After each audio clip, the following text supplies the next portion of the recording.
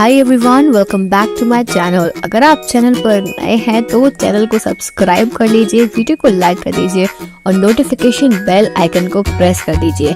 इस चैनल पर आपको मिलती है बेस्ट करियर गाइडेंस, यूनिवर्सिटी से रिलेटेड सारे अपडेट्स, साथ ही में फोरेंसिक साइंस के स्पेशल लेक्चर्स। तो जल्दी से सब्सक्राइब कर लीजिए, लाइक कर दीजिए और वीडियो को शेयर करना मत भूलिए।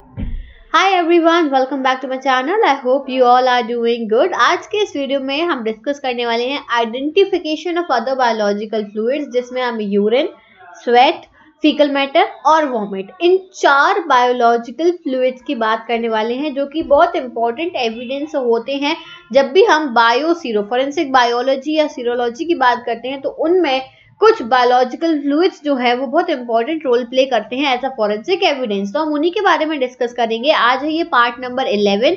इसके पहले ऑलरेडी 10 लेक्चर्स आ चुके हैं फोरेंसिक बायोलॉजी और सीरोलॉजी पे। तो अगर आपने अभी तक वो वीडियोस नहीं देखी हैं तो उनको जरूर देख लेना। मैंने काफी डिटेल में सारी चीजें समझाई हुई हैं, तो उन वीडियोस को जरूर देखना। तो आज का वीडियो हम स्टार्ट करते हैं और सबसे पहले जो सैंपल है उसको मैं यहाँ पे बता देती हूँ, वो है यूरिन। यूरिन के बारे में हम डिस्कस करेंगे। यूरिन क्या होता है? यूरिन एक एक्वस सॉल्यूशन है जो कि लार्जली वाटर उसमें होता है, कंसिस्ट ऑफ वाटर। सिंपल सी चीज है, ठीक है। इसमें यूरिया प्रेजेंट होता है। यूरिया सबसे ज्यादा मोस्ट अबंडेंट वेस्ट प्रोडक्ट होता है यूरिन में, ठीक है, resulting from the elimination of ammonia that is produced from metabolic process of amino acids, ठीक है।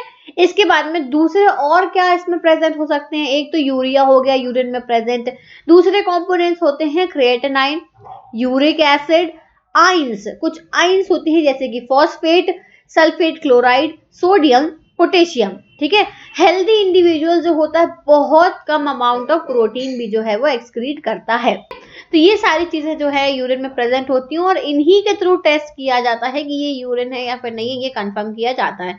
यूरिन की एक कैरेक्टरिस्टिक वो होता है colour. Urine has a characteristic yellow colour. इसका येलो कलर होता है, पेल येलो हो सकता है, डार्क येलो हो सकता है, चेंज करता रहता है, बट हाँ येलो कलर इसका एक कलर होता है। इसके बाद में नेक्स्ट, यूरिन में आपको क्या एग्जामिनेशन करना होगा? तो हम सबसे पहले फिजिकल एग्जामिनेशन करते हैं। तो अगर किसी भी क्राइम सीन पे हमें यूरिन सर्च करना है तो हम क्या करेंगे? अगेन हम ऑल्टरनेट राइट सोर्सेस का यूज करेंगे। तो urine stains fluorescence pale yellow colour दे सकते हैं या फिर पेल ब्लू कलर देंगे अगर आप शॉर्ट वेव यूवी लाइट में, लॉन्ग या शॉर्ट वेव यूवी लाइट में जब उसको देखोगे तो आपको ब्लू कलर, पेल ब्लू भी दिख सकता है और फ्लोरेंस पेल येलो कलर भी आपको दिखेगा अगर आप ऑल्टरनेट लाइट सोर्सेस का यूज कर रहे हो तो, ठीक है। ये हो गया एग्जामिनेशन जहां में अगर क्राइम सीन पे यूरिन के स्टेन्स देखने हैं तो। ओडर टेस्ट होता है एक। इसमें यूरिन का ओडर जो होता है एक कैरेक्टरिस्टिक ओडर होता है। इसको आप डिटेक्ट कैसे करोगे? आपको हीट करना होगा, इसको टेस्ट ट्यूब में रख के हल्का सा आपको जेंटल फ्लेम पे उसको हीट करना होगा। तो क्या होगा कि आपको अमोनिया लाइक स्मेल आएगी। ऑब्वियसली अमोनिया से ही बना है, यहाँ पे तो यूरिया प्रेजेंट है उसमें, तो उसकी स्मेल आएगी। अमोनिया लाइक स्मेल आ रही है अगर, तो वो यूरिन हो सकती है। ये क्लियर हो गया। इसके बाद में अब यहाँ पे और भी टेस्ट होते हैं। एक होता है आपका urea nitrate crystal test. Urea nitrate crystal test, crystal से समझ में आ रहा है कहीं ना कहीं यहाँ पे क्रिस्टल्स का फॉर्मेशन होगा। ये इमेज आप देख भी सकते हो कि क्या प्रॉपर तरीके के क्रिस्टल्स दिख रहे हैं। तो यहाँ पे क्या होता है? Aqueous extract of stain. Stain का आप एक्वस एक्सट्रैक्ट लोगे। सूखा स्टेन है तो आप सूखा स्टेन पे कैसे टेस्ट लगाओगे? तो उसका एक्वस एक्सट्रैक्ट बनाओगे आप और माइक्रोस्कोपिक स्लाइड पे एकदम पतली सी थिन फिल्म बना लोगे, ठीक है। उस पे 1 ड्रॉप ऑफ नाइट्रिक एसिड डालोगे और कवर स्लिप से कवर कर दोगे। कवर स्लिप से कवर करने के बाद में आपको उसको माइक्रोस्कोप पे देखना है। जब आप उस पर देखोगे तो अगर उसमें यूरिया प्रेजेंट है तो hexagonal stacked crystal of urea nitrate आपको देखने को मिलेंगे, ठीक है। इस तरीके के जो स्ट्रक्चर्स आपको यहाँ पे दिख रहे हैं, ऐसे आपको क्रिस्टल्स का फॉर्मेशन आपको दिखेगा। अब एक और टेस्ट होता है which is creatinine test. Creatinine test जो होता है इसमें क्या करोगे? To a drop of stain extract, ठीक है, वही स्टेन का एक्सट्रैक्ट आप फिल्टर पेपर पे ड्रॉप ले लोगे उसका, उसमें 1 ड्रॉप ऑफ पिक्रिक एसिड डालोगे, ठीक है, followed by 1 drop of 5% sodium hydroxide. Picric acid फिर 5% सोडियम हाइड्रोक्साइड डाला तो आपको ब्राउन ऑरेंज कलर दिखेगा जो क्रेटनाइन को कंफर्म करता है। अब हमें पता है कि यूरिन में क्रेटनाइन प्रेजेंट है, यूरिया प्रेजेंट है, कुछ आइंस प्रेजेंट है, स्मॉल अमाउंट ऑफ प्रोटीन भी प्रेजेंट हो सकता है, तो हम उन्हीं का टेस्ट लगाते हैं जो चीज उसमें प्रेजेंट है। तो कभी ऐसे आपसे कुछ पूछा जाए कि भाई हम यूरिन में देखते क्या है, क्या क्या टेस्ट लगा के हम क्या किस चीज की प्रेजेंस देख रहे हैं, तो या तो हम यूरिया की प्रेजेंस चेक करेंगे या फिर हम क्रेटिनाइन की प्रेजेंस चेक करेंगे। ठीक है, इस तरीके से हम इसका टेस्ट करते हैं। नेक्स्ट, अब अगला सैंपल आता है स्वेट। ठीक है, यूरिन हो गया, अब हम स्वेट की बात करेंगे जो कि एक बहुत इंपॉर्टेंट बायोलॉजिकल एविडेंस है। कई बार मिलता है, कई बार नहीं भी मिलता है, जरूरी नहीं होता। तो पहले हम स्वेट के बारे में जान लेते हैं।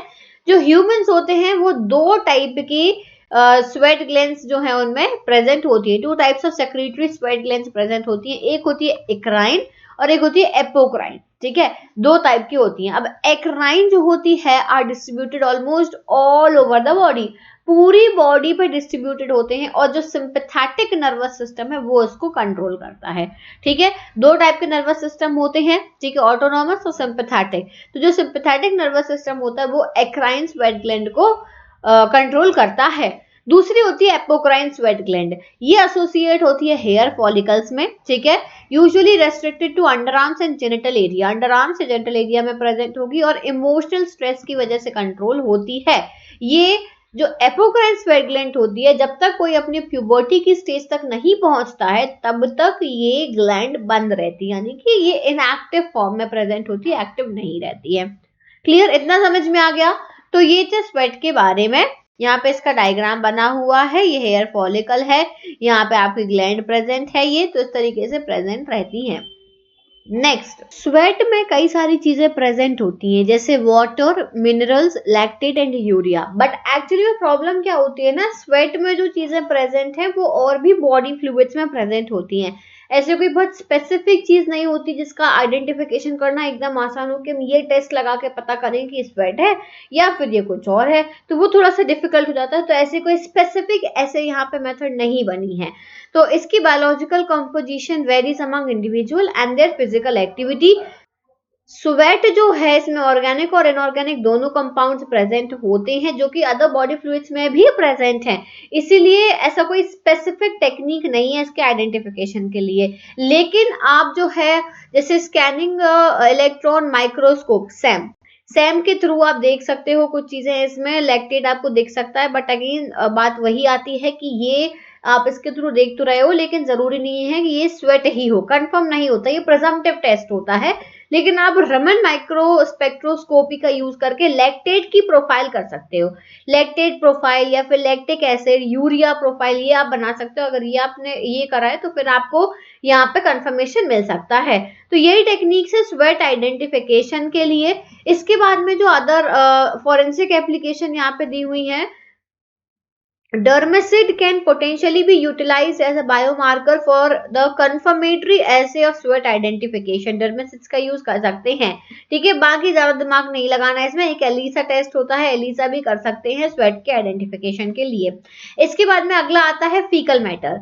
फीकल मैटर क्या है? The individual characteristic of faecal sample can be effectively determined using forensic DNA analysis. इसमें हम फीकल मैटर में सीधी सी बात है, फीकल मैटर क्या है? Waste product of human body. ठीक है, वेस्ट प्रोडक्ट है ह्यूमन बॉडी का। इसमें आपके क्या होते हैं, जो फीकल मैटर है उसमें स्लज्ड इंटेस्टाइनल एपिथेलियल सेल्स प्रेजेंट होते हैं जिनकी मदद से डीएनए एनालिसिस किया जा सकता है। तो एक तरीके से फीकल मैटर बहुत इंपॉर्टेंट हो जाता है। मैं एक बात बताऊं, आई थिंक 1826 की बात होगी ये फीकल मैटर पे जो यहाँ पे इसको एज अ फोरेंसिक एविडेंस का माना गया था। उस टाइम पे एक केस था जिसमें पर्सन के शूज पे फीकल मैटर मिला था। उस फीकल मैटर की मदद से क्राइम सीन पे जो है क्राइम सीन को और उस सस्पेक्ट को लिंक किया गया था। इस तरीके से केस को सॉल्व किया गया था, मतलब कहीं ना कहीं लिंक बिठाया गया था। फीकल मैटर शूज पे लग गया होगा, शूज के नीचे लग गया होगा, उसकी मदद से सस्पेक्ट को क्राइम सीन से लिंक किया गया था। तो फीकल मैटर एक इंपॉर्टेंट एविडेंस हो जाता है आपको एक इंपॉर्टेंट इंफॉर्मेशन दे सकता है क्रिमिनल इन्वेस्टिगेशन के दौरान। ठीक है, अब देखो जो फीसेस हैं, faeces are a type of waste matter.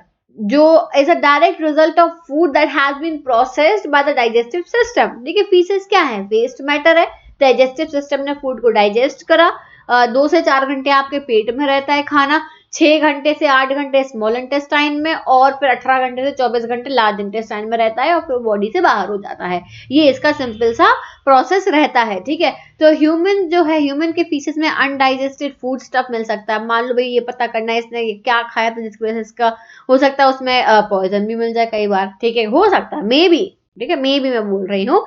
Undigested food stuff हो सकता है, स्लज्ड इंटेस्टाइनल एपिथेलियल सेल्स प्रेजेंट हो सकती हैं जिसकी मदद से आप यहाँ पे डीएनए प्रोफाइलिंग कर सकते हो, इंटेस्टाइनल बैक्टीरिया होगा, bile pigment, electrolyte and water, इतनी सारी चीजें हो सकती हैं, ठीक है। फीसेस क्या है, लास्ट फेज ऑफ डाइजेशन, ठीक है, faeces is the last phase of digestion होता है। फीसेस में बहुत सारी चीजें प्रेजेंट होती हैं जो हमें हेल्प कर सकती हैं। तो इसमें हम मैक्रोस्कोपिक और माइक्रोस्कोपिक दोनों तरीके के एग्जामिनेशन आप कर सकते हो फीकल मैटर में देखने के लिए, ठीक है। तो ये हो गया। इसके अलावा टेस्ट भी होता है, एक टेस्ट मैं बता देती हूँ, टेस्ट है urobilinoids test. Most common chemical test होता है जो फीसेस पे लगाया जाता है for the detection of urobilinoids, ठीक है। यूरोबिलिनॉइड्स में क्या प्रेजेंट होता है, यूरोबिलिन एंड स्टर्कोबिलिन, ठीक है। These are generated from the degradation of heme and are extracted into faeces, faeces में प्रेजेंट होते हैं। इसके अलावा और भी टेस्ट होते हैं, बैक्टीरिया, भाई आपका जो फीसेस होता है उसमें 5000 से भी ज्यादा तरीके के बैक्टीरिया प्रेजेंट होते हैं। तो बहुत सारे बैक्टीरिया के लिए अलग अलग टेस्ट जो है वो किया जा सकता है। सो बेसिकली फीसेस जो है एक इम्पोर्टेंट एविडेंस है, बहुत ज्यादा इम्पोर्टेंट तो नहीं है, बट अगर मिल रहा है तो आप उससे सस्पेक्ट को क्राइम सीन से लिंक करा जा सकता है। क्लियर हो गया। इसके बाद में लास्ट आता है वॉमिट। वॉमिट की अगर हम बात करें तो vomiting is a forceful expulsion of contents of the stomach through mouth. Forceful expulsion हो रहा है, जो भी आपके स्टमक में कंटेंट है वो बाहर आ जाएगा। It is usually processed bye salivation, ठीक है, सलाइवेशन होगा, काफी सारा सलाइवेशन होगा, स्वेटिंग होगी और नोजिया का सेंसेशन फील होगा। भाई सबको अपने जीवन में एक ना एक बार वॉमिट तो आई होगी, तो ये बस साइंटिफिक लैंग्वेज में यहाँ पे दिया हुआ है, इसको अगर लिखना पड़ जाए तो वो ध्यान रखना कि vomiting usually begins with a deep inhalation and closure of glottis, subsequent contraction of diaphragm, diaphragm का कॉन्ट्रैक्शन होता है, एब्डोमिनल मसल्स कंप्रेस हो जाती हैं और जो गैस्ट्रिक कंटेंट है वो फोर्स्ड अपवर्ड की तरफ होता है, relax sphincter and oesophagus and are expelled through the mouth. भाई इतनी साइंटिफिक लैंग्वेज में लिखा हुआ है यहाँ पे, बस इतनी सी बात है, वॉमिट कैसे आती है ये यहाँ पे इन्होंने साइंटिफिक लैंग्वेज में लिख दिया है, ठीक है। अब इसके बाद में वॉमिटिस क्या होता है, वॉमिट जो होती है हाईली एसिडिक होती है। क्यों? क्योंकि हमारे पेट में एसिड प्रेजेंट है, वो एसिड बाहर आ रहा है, एसिडिक होती है, tends to be malodorous. The colour of the vomit may be forensic interest. देखो कलर कोई इसका फिक्स नहीं होता है, पर्सन ने जो खाया होगा उस हिसाब से उसका कलर होगा, ठीक है। Fresh blood in the vomit is usually bright red, अगर फ्रेश ब्लड वॉमिट में निकला तो ब्राइट रेड होगा। Suggest bleeding due to injury, मतलब यहाँ वॉमिट में ब्लड है यानी इंजरी हुई है, ठीक है। वाइल डार्क रेड क्लॉट्स, अगर डार्क रेड क्लॉट्स हुए हैं यानी कि stomach bleeding in the stomach due to pathological condition, जैसे कि अल्सर्स हो सकते हैं पेट में। इसके बाद में माइक्रोस्कोपिक एग्जामिनेशन कर सकते हैं रिसेंटली इंजेस्टेड फूड मटेरियल का जो भी आपको मिला है। फिर presence of gastric fluid in vomitus can also be identified by the detection of pepsin, pepsin का आइडेंटिफिकेशन भी उसमें किया जा सकता है। एग्जैक्टली है, तो वॉमिट में बस आप यही चीजें कर सकते हो, इसके अलावा कोई इसके भी स्पेसिफिक टेस्ट वगैरह नहीं होते हैं। आई होप कि आपको अदर बायोलॉजिकल फ्लूइड्स का पूरा अच्छे तरीके से क्लियर हो गया होगा। कोई भी डाउट होता है तो आप मुझसे कमेंट सेक्शन में पूछ सकते हो। इसके अलावा आप मेरा टेलीग्राम ग्रुप ज्वाइन कर लेना, डिस्क्रिप्शन में लिंक दिया हुआ है। ऐसे ही regular classes forensic science related आपको यहाँ पे मिलती रहेंगी। So thank you so much for watching this video. I will see you soon on the next video. Till then take care everyone, bye bye.